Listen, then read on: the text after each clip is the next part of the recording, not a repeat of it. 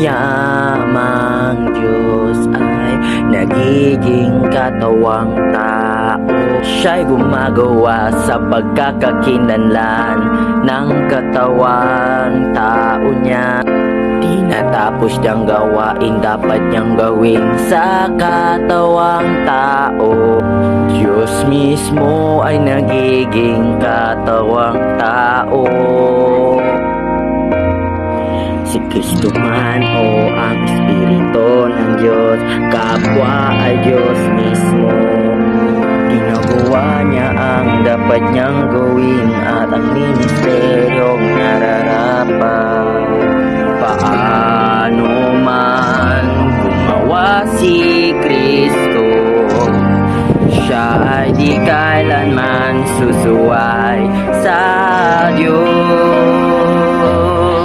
Kahit gaano kanormal ang pagkatao ni Kristo, di maikakailang pagkakakinlanlan niya bilang Diyos mismo.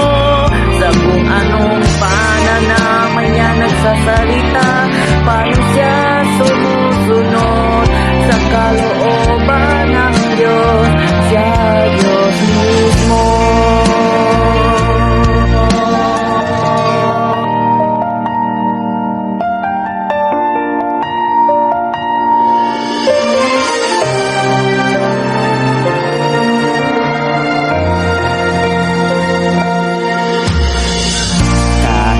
Ano niya hinya sa tao, di siya kailanman hiling na di kaya maabot ng tao. Lahat ng kanyang ginagawa ay pagtupad sa kalooban ng Diyos at alang-alang sa pamamahala niya.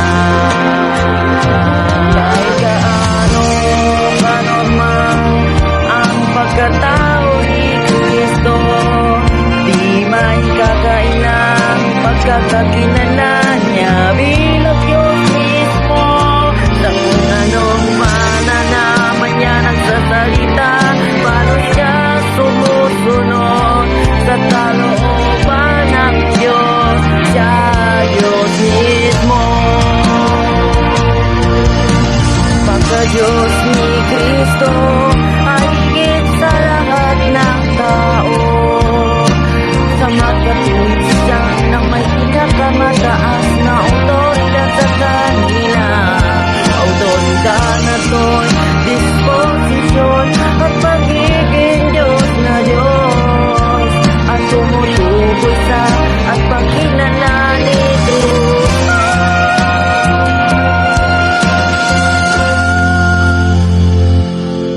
Kahit gaano kanormal ang pagkatao ni Kristo, di maikakailang pagkakakinlanlan niya bilang Diyos mismo.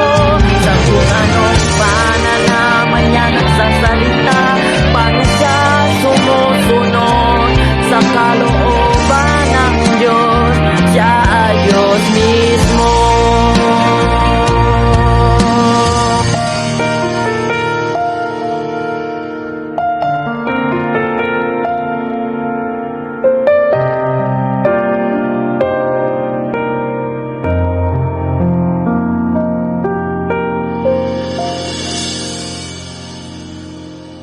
Thank you.